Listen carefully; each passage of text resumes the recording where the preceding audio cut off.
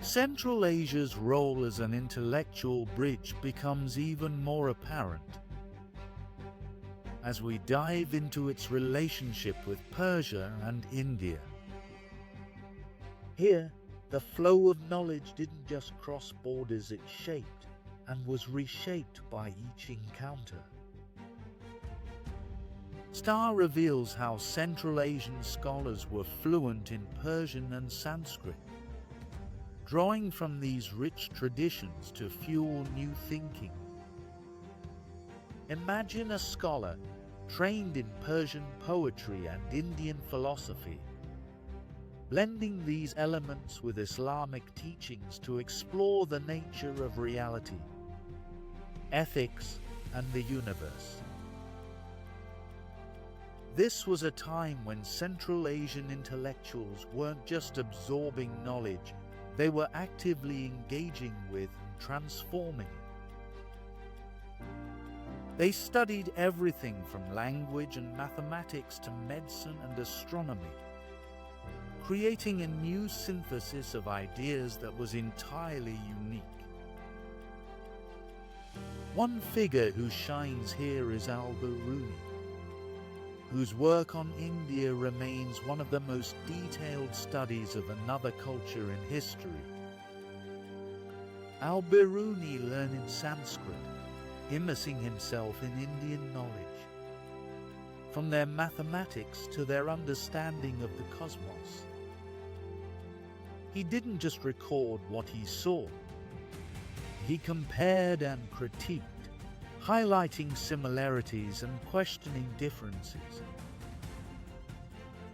His work set a standard for cultural respect and scientific curiosity that still resonates today.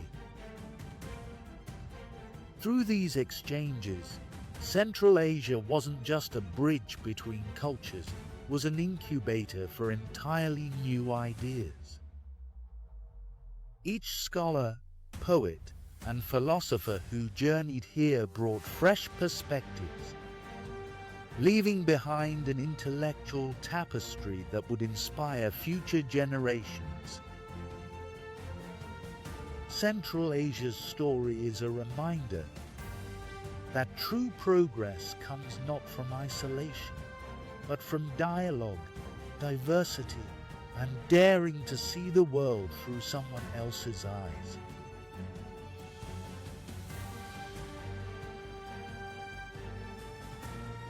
As we move deeper into the heart of Central Asia, we discover a period where art, culture, and science reached dazzling new heights. This was an era of spectacular creativity, with poets, architects, and artists all leaving their mark on the cities we now know as cultural treasures. Starr introduces us to the thriving artistic landscape of Samarkand and Bukhara, where artisans shaped everything from intricate mosaics to towering minarets, each one a testament to the region's craftsmanship. Scholars weren't just studying texts, they were creating masterpieces, combining Persian motifs with unique Central Asian patterns. It wasn't just visual art, poetry and literature flourished too. Epic tales, love poetry, and mystical writings captured the spirit of the age, weaving tales that resonated with themes of knowledge, beauty, and the divine. Starr paints a vivid picture of poets whose words became timeless, inspiring generations across continents. This creative explosion wasn't just local. Its influence echoed throughout the Islamic world and beyond. So why does this matter? Starr suggests that the region's cultural achievements were more than just expressions of beauty. They were symbols of a society that saw art, science, and spirituality as interconnected. Here in Central Asia, the pursuit of beauty was intertwined with the pursuit of knowledge, reminding us that art and science can thrive together, each inspiring the other. As we continue our journey, we'll see how this fusion of culture and intellect created a legacy that still shines brightly today.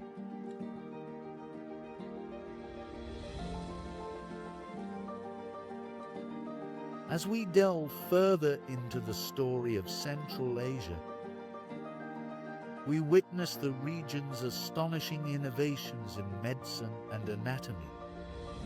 This wasn't just theory, it was a hands-on, practical approach to health and the human body, built on rigorous observation and bold experimentation. Starr paints a fascinating picture of hospitals and medical schools, where students didn't just study from books. They worked directly with patients, using advanced tools and techniques that were revolutionary for the time. Surgeons were performing procedures centuries ahead of their Western counterparts, and physicians were diagnosing diseases with an accuracy that was nearly unheard of. One of the era's standout figures is Ibn Sina, known in the West as Avicenna. His book, The Canon of Medicine, didn't just shape medicine in Central Asia. It became a cornerstone of medical knowledge across the world, studied in Europe and the Middle East for centuries. Ibn Sina's work went beyond basic treatment, exploring complex ideas about diseases, contagion, and even the mind-body connection. Imagine a place where surgical techniques, herbal remedies, and anatomy were all studied with equal seriousness, where scholars debated the causes of illness and experimented with treatments, all in the pursuit of a healthier, more scientifically grounded world. It was a society that saw medicine as both a science and an art, driven by compassion and an insatiable curiosity about life itself. This isn't just history. It's a reminder of how advanced and compassionate a society can be when knowledge, empathy, and ambition come together. Join us as we continue exploring this incredible legacy, where Central Asia's past speaks to the potential of our future.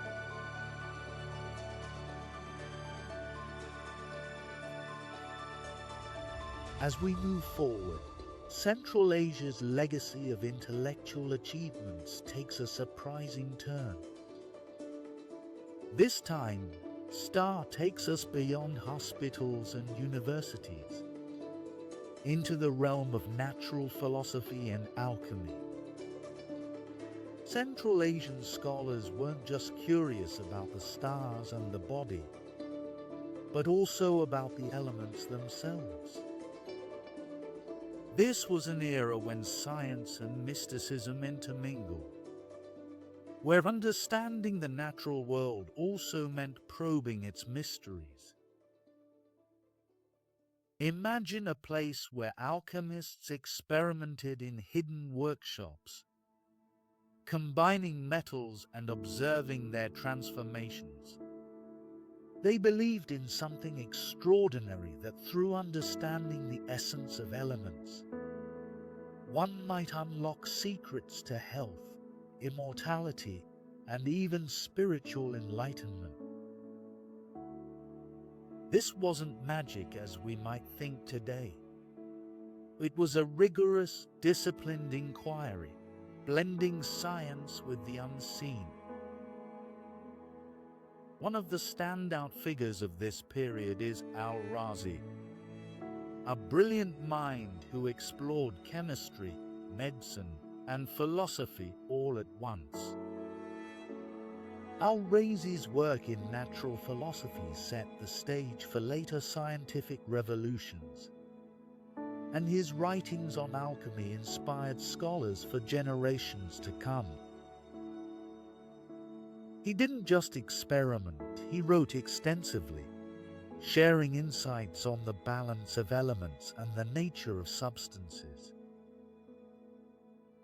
Through this lens, Starr invites us to see Central Asia not only as a center of medical and intellectual wisdom, but as a place where thinkers were bold enough to ask, what makes up our world, and can we change it? These ideas would spark debates and explorations across continents, proving that sometimes the most profound insights lie at the edge of what we know and what we dare to dream.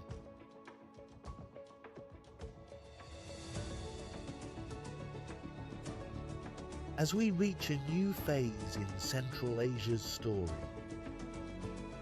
Starr takes us into the bustling world of trade, where the Silk Road becomes more than just a route for goods, it's a pathway for ideas, cultures, and inventions.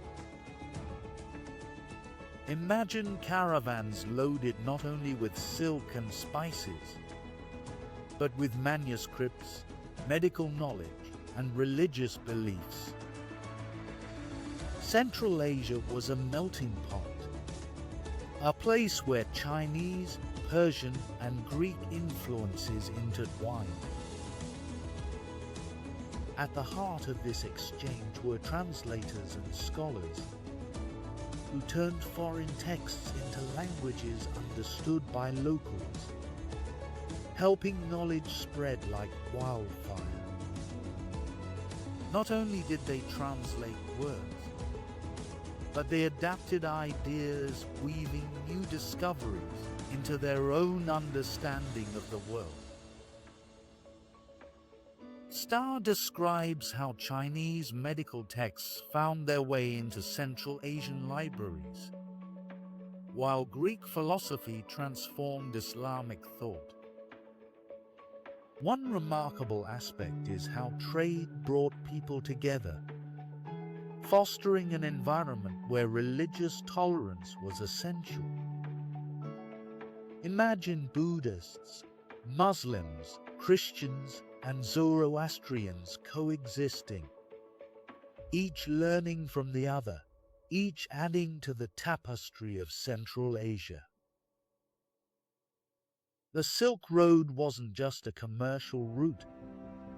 It was a symbol of connection and understanding, reminding us that prosperity can thrive alongside diversity.